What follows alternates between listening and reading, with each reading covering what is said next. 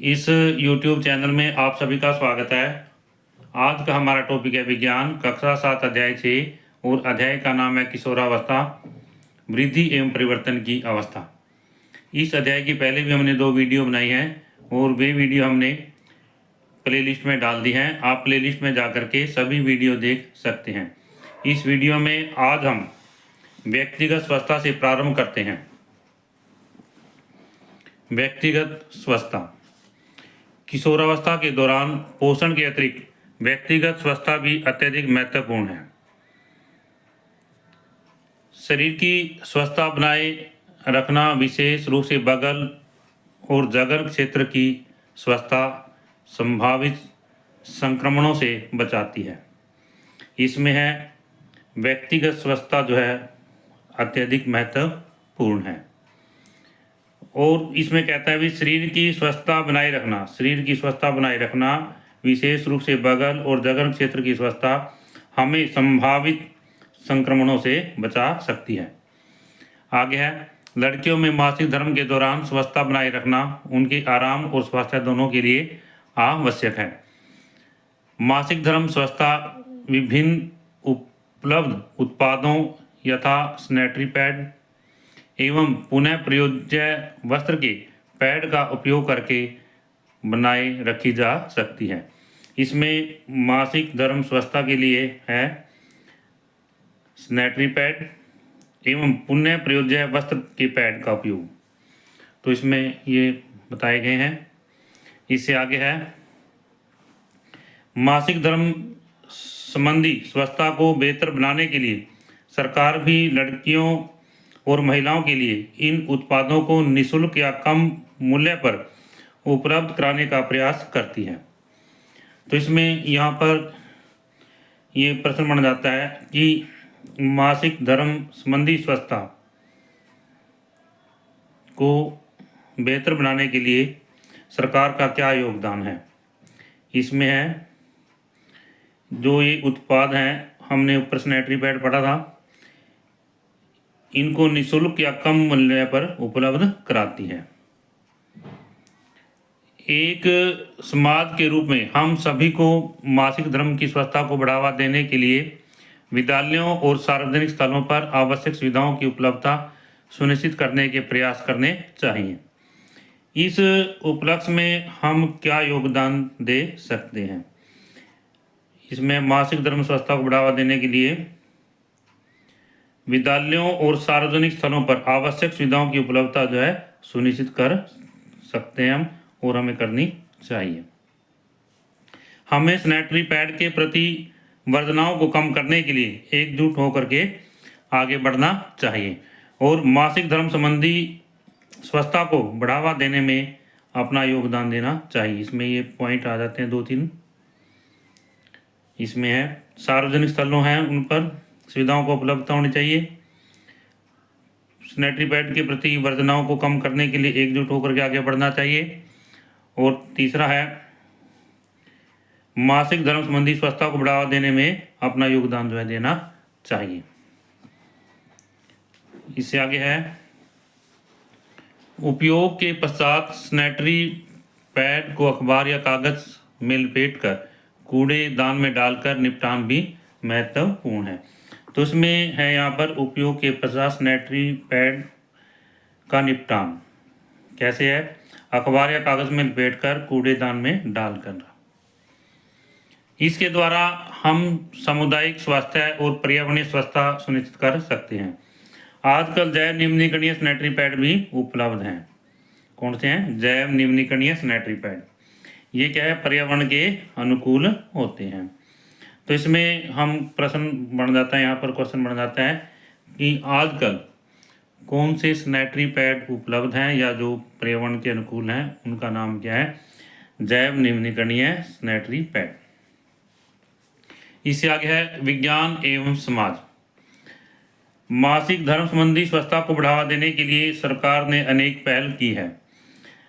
मासिक धर्म स्वच्छता योजना, यह भी मासिक धर्म स्वच्छता योजना भारत सरकार द्वारा चलाई गई। इस योजना के अंतर्गत ग्रामीण क्षेत्र में किशोर लड़कियों को निःशुल्क अथवा रियायती दामों पर सैनिटरी पैड उपलब्ध कराए जाते हैं।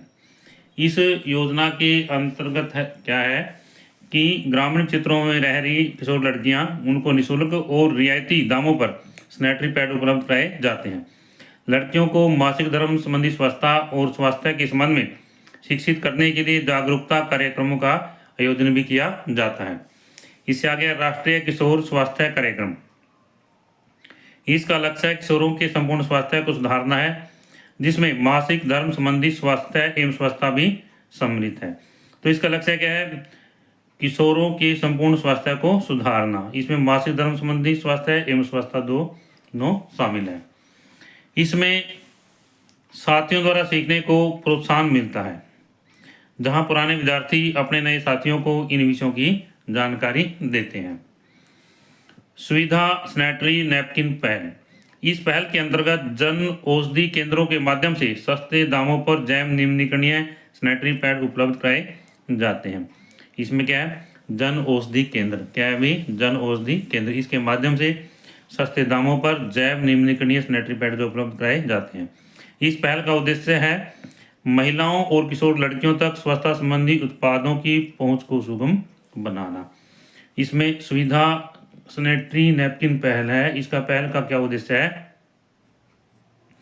महिलाओं और किशोर लड़कियों तक स्वच्छता संबंधी उत्पादों की पहुंच को सुगम बनाना। इससे आगे राज्य स्तरीय पहल। कुछ राज्य सरकारों के अपने कार्यक्रम, जैसे कर्नाटक में सूची योजना और तमिलनाडु में उड़ीसा जैसी राज्यों में निःशुल्क सैनिटरी नैपकिन योजनाएं। तो इसमें कर्नाटक में जो योजना है उसका नाम है सूची योजना। तमिलनाडु और उड़ीसा जैसे राज्यों में निःशुल्क सैनिटरी नैपकिन योजनाएं। इन कार्यक्रमों का उद्देश्य सरकारी विद्यालयों में सैनिटरी पैड का निःशुल्क वितरण है। तो राज्य स्तरीय पहल क्या है कि सरकारी विद्यालयों में सैनिटरी पैड का निःशुल्क वितरण। और कर्नाटक में जो योजना है उसका नाम है सूची योजना, और तमिलनाडु और उड़ीसा में है निःशुल्क सैनिटरी नैपकिन योजना है। इससे आगे है 6.4.3 शारीरिक गतिविधियां। किशोरावस्था के समय नियमित व्यायाम करना और शारीरिक गतिविधियां भी अत्यंत महत्वपूर्ण है। तो इसमें शारीरिक गतिविधियों में क्या है भी? नियमित व्यायाम करना जो है बहुत महत्वपूर्ण है, और शारीरिक गतिविधियां। इसमें यहाँ ये चित्र दिखाए गए हैं। चित्र 6.2 स्वस्थ रहने के लिए शारीरिक गतिविधियां। किशोरावस्था में स्वस्थ रहने के लिए खेलना, कूदना और व्यायाम करना अति आवश्यक है। इसमें दिखाए गए हैं, बालक दिखाए गए हैं, बच्चे दिखाए हैं, बालिकाएं भी हैं। तो इस तरह से क्या आप नियमित रूप से व्यायाम अथवा खेल कूद में सहभागिता करते हैं? आप किस प्रकार का व्यायाम करते हैं? इन गतिविधियों से आपका शरीर और मानसिक स्वास्थ्य उत्तम रहेगा। तो इसमें क्या है? शरीर और मानसिक स्वास्थ्य जो उत्तम रहता है, इसे आंतरिक बल बढ़ता है और मनोदिशा जो है सुदृढ़ होती है। तो इसमें प्रश्न बन जाता है भी जो शारीरिक गतिविधियां हैं किशोरावस्था में, उनके क्या लाभ हैं? नंबर 1, शारीरिक और मानसिक स्वास्थ्य उत्तम रहता है। नंबर 2, आंतरिक बल बढ़ता है। नंबर 3 क्या है? मनोदशा सुदृढ़ होती है। इस तरह से यहाँ पर ये 3 बन जाते हैं, 3 पॉइंट बन जाते हैं। पहला है शारीरिक और मानसिक स्वास्थ्य उत्तम रहता है, आंतरिक बल बढ़ता है और मनोदशा जो है सुदृढ़ होती है। इस तरह से आगे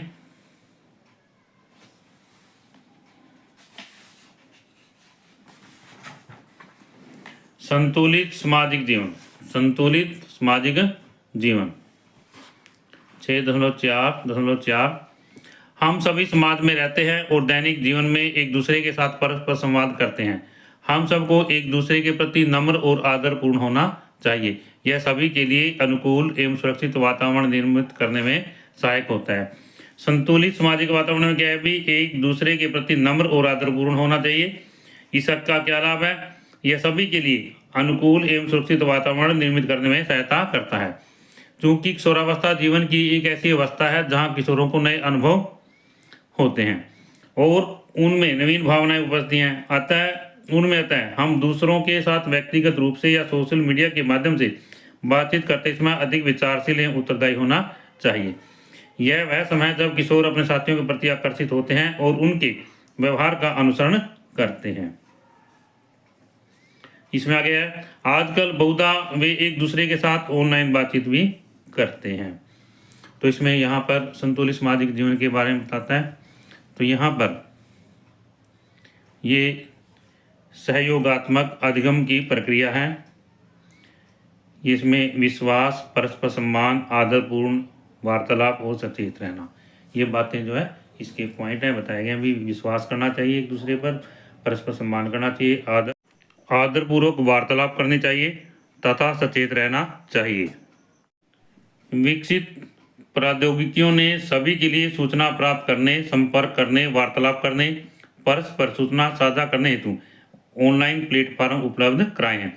तो इसमें विकसित प्रौद्योगिकियों का क्या योगदान है इस विषय में, सबसे पहले सूचना प्राप्त करने के लिए, संपर्क करने के लिए, वार्तालाप करने के लिए और परस्पर सूचना साझा करने के लिए ऑनलाइन प्लेटफॉर्म जो है उपलब्ध कराए हैं। हमें सभी के सामूहिक कल्याण हेतु इन प्लेटफॉर्म का उपयोग सोच समझकर और दायित्व बोध के साथ में करना चाहिए। सामान्यतः हम जानबूझकर या अनजाने में सोशल मीडिया प्लेटफॉर्म का उपयोग असावधानी पूर्वक करते हैं। तो हमें कहता है भी इन प्लेटफॉर्मों का उपयोग सोच समझकर और दायित्व बोध के साथ में करना चाहिए और असावधानी पूर्वक इनका उपयोग नहीं करना चाहिए।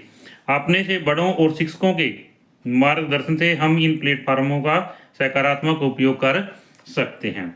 इन्हें पॉजिटिव उपयोग करना चाहिए, हमें इनका पॉजिटिव उपयोग करना चाहिए और जो बड़े और शिक्षक हैं उनके मार्गदर्शन में हम इन प्लेटफॉर्मों का उपयोग जो है कर सकते हैं।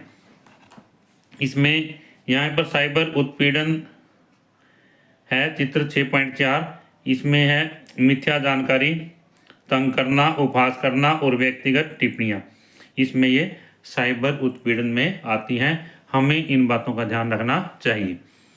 विज्ञान एवं समाज, साइबर उत्पीड़न में भ्रामक संदेश भेजकर, झूठी अफवाहें फैलाकर अथवा बिना अनुमति के व्यक्तिगत जानकारी साझा कर के दूसरों को परेशान करने के लिए फोन, कंप्यूटर या ऑनलाइन प्लेटफॉर्म जैसे डिजिटल प्लेटफॉर्मों का उपयोग सम्मिलित है।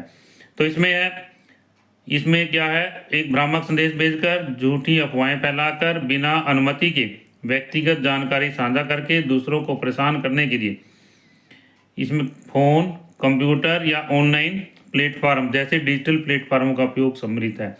तो इसमें साइबर उत्पीड़न में या जो प्लेटफॉर्म है, तो सबसे पहले किन का उपयोग सम्मिलित है, इसमें भी फोन का, कंप्यूटर का या ऑनलाइन प्लेटफॉर्म का, और कैसे, जैसे भ्रामक संदेश भेजना, झूठी अफवाहें फैलाना, बिना अनुमति के व्यक्तिगत जानकारी देना, दूसरों को परेशान करना आदि। तथापि यदि कोई आपको उत्पीड़न करना चाहता है तो यह महत्वपूर्ण है आप भयभीत अथवा असहाय महसूस न करें, अपितु समझदारी से काम लें और अपने माता पिता और शिक्षकों की सहायता लीजिए। इसमें कहता है भी साइबर उत्पीड़न के द्वारा यदि आपको कोई परेशान करना चाहता है या उत्पीड़न करना चाहता है तो उसमें क्या हमें भयभीत या असहाय महसूस नहीं करना चाहिए और अपने माता पिता और शिक्षकों से इसके विषय में सहायता लेनी चाहिए। इसके अतिरिक्त कोई भी फोटो ऑनलाइन अपलोड करते समय अथवा अपरिचित के साथ अपनी व्यक्तिगत जानकारी करते समय आपको सावधान रहना चाहिए। तो इसमें क्या है भी साइबर उत्पीड़न के अंदर क्या है कि फोन, कंप्यूटर या ऑनलाइन प्लेटफॉर्म का उपयोग करते समय कोई भी फोटो ऑनलाइन लिंक अपलोड करते समय या अपरिचित के साथ में अपनी व्यक्तिगत जानकारी साझा करते समय क्या है, सावधान रहना चाहिए। इससे आगे है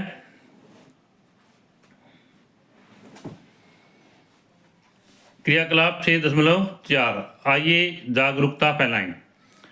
उत्तरदायित्वपूर्ण सोशल मीडिया व्यवहार के विभिन्न पहलुओं के विषय में पोस्टर और समाचार पत्र के अभिकल्पन के लिए समूह में कार्य कीजिए और उन्हें विद्यालय में निर्धारित स्थानों पर चिपकाइए। इसमें कहता है भी उत्तरदायित्वपूर्ण सोशल मीडिया व्यवहार के विभिन्न पहलुओं के विषय में पोस्टर और प्रचार पत्र के अभिकल्पन के लिए समूह में काम करना चाहिए या काम करो या कीजिए, उन्हें विद्यालय में निर्धारित स्थान पर जो चिपकाइए।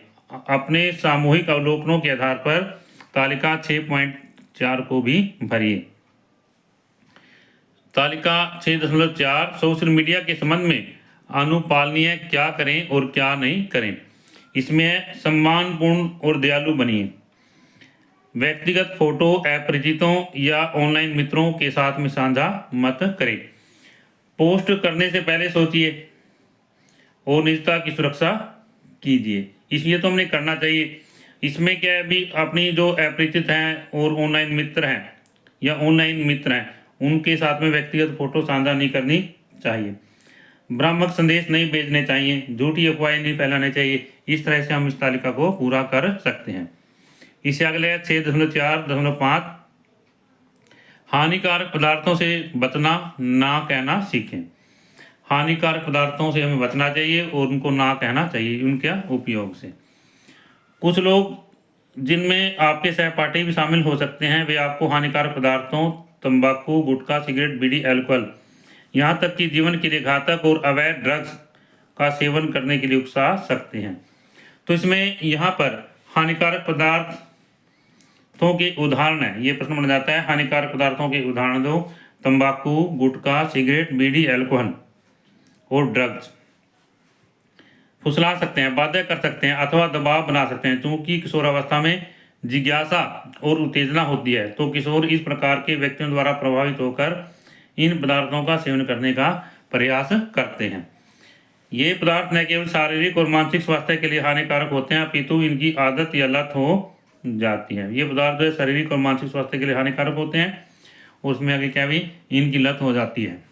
इसका अर्थ है कि एक बार व्यक्ति जब इनका उपभोग करते हैं तो उन्हें बार बार इसका सेवन करने की तीव्र इच्छा होती है और वे नियमित रूप से इसका सेवन करने लगते हैं। इसे मादक पदार्थों की लत कहते हैं। तो इसमें प्रश्न है, मादक पदार्थों की लत किसे कहते हैं या मादक पदार्थों की लत क्या होती है?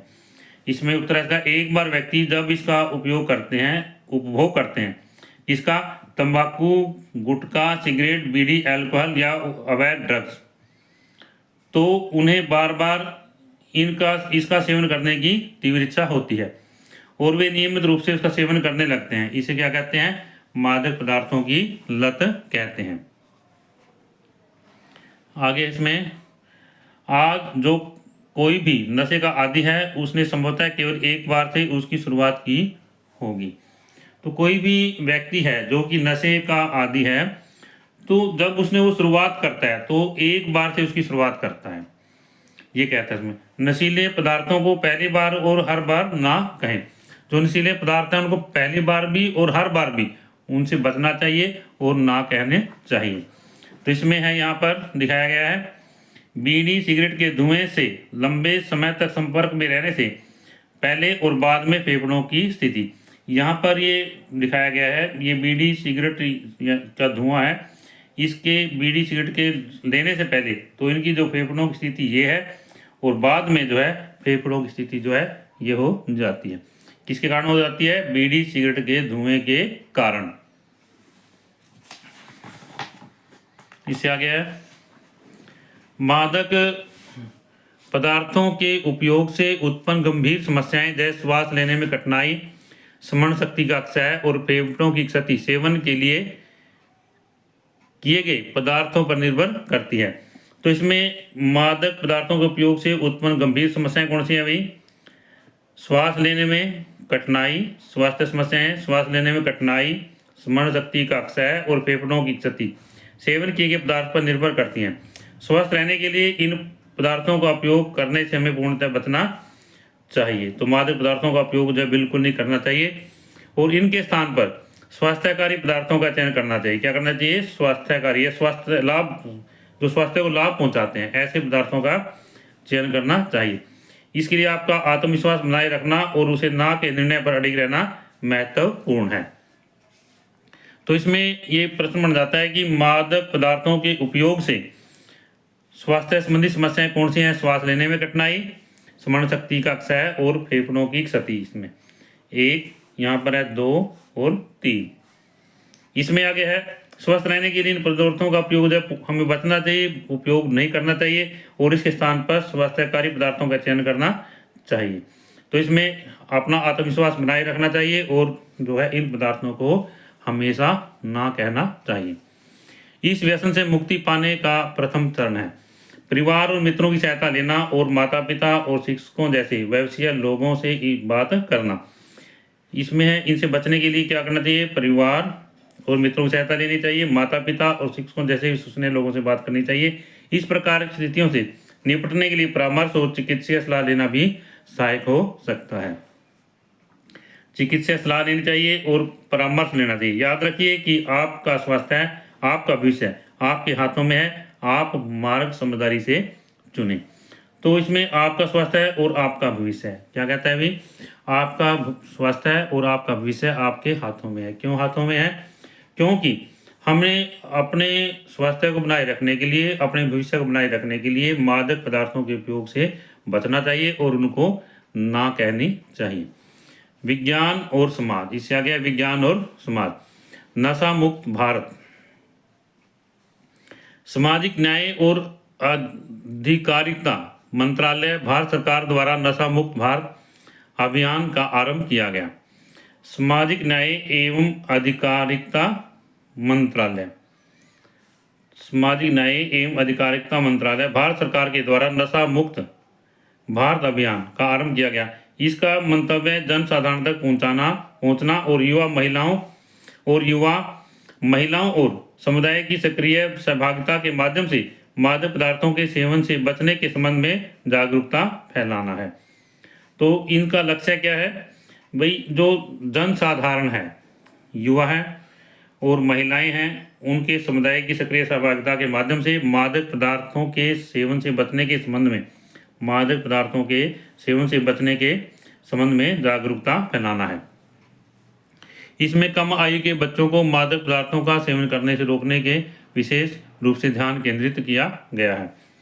मादक पदार्थों के व्यसनों से निपटने के लिए व्यसनकारियों को व्यसनों को त्याग करने में सहायता हेतु भारत सरकार द्वारा राष्ट्रीय नशा मुक्ति सहायता सेवा का आरंभ किया गया है। इसमें राष्ट्रीय नशा मुक्ति सहायता सेवा, इसमें 14,440 का आरंभ जो है किया गया है। और इसमें है मादक व्यसन निपटने के लिए व्यसनकारियों को व्यसनों को त्याग करने में सहायता के लिए इसका जो है आरंभ किया गया है।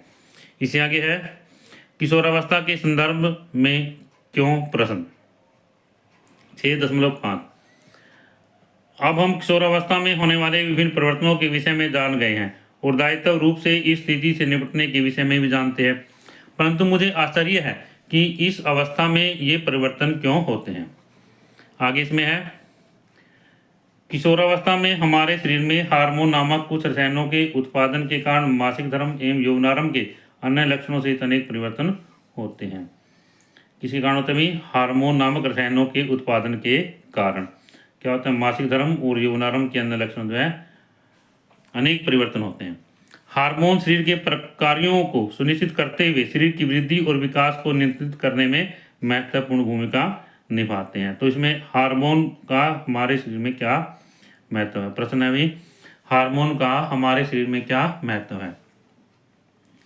हार्मोन शरीर के प्रकारों को सुनिश्चित करते हुए शरीर की वृद्धि और विकास को नियंत्रित करने में महत्वपूर्ण भूमिका निभाते हैं। हार्मोन शरीर के अलग अलग अंगों में उत्पादित होते हैं। हार्मोन जो है शरीर के अलग अलग अंगों में उत्पादित होते हैं और मस्तिष्क द्वारा संकेत दिए जाने की अनुक्रिया स्वरूप उपयुक्त समय पर निर्मुक्त होते हैं। इनके साथ ही कुछ हार्मोन मनोदशा और व्यवहार को भी प्रभावित करते हैं। इसमें यहाँ पर ये हार्मोन के विषय में वर्णन किया गया है। दोबारा से एक बार, किशोरावस्था में हमारे शरीर में हार्मोन नामक रसायन है, इनका उत्पादन होता है। इसे मासिक धर्म और यौनारंभ के अन्य लक्षणों से अनेक परिवर्तन होते हैं। और इसमें हार्मोन क्या है, शरीर के प्रकारों को सुनिश्चित करते हुए शरीर की वृद्धि और विकास को नियंत्रित करने में महत्वपूर्ण भूमिका निभाते हैं। हार्मोन का महत्व क्या है अभी इसमें दिया गया है यहाँ पर। और हार्मोन शरीर के अलग अलग अंगों में उत्पादित होते हैं और मस्तिष्क द्वारा संकेत दिए जाने की अनुक्रिया स्वरूप उपयुक्त समय पर निर्मुक्त होते हैं। इसके साथ ही कुछ हार्मोन मनोदशा और व्यवहार को भी प्रभावित करते हैं।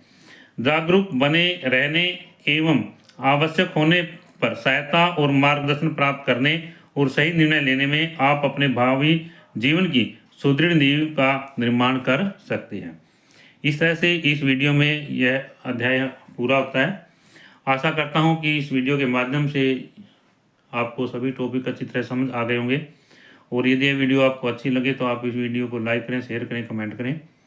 और यदि आप इस चैनल पर नए हैं तो आप इस चैनल को सब्सक्राइब करें ताकि इस तरह की वीडियो आपको मिलती रहे।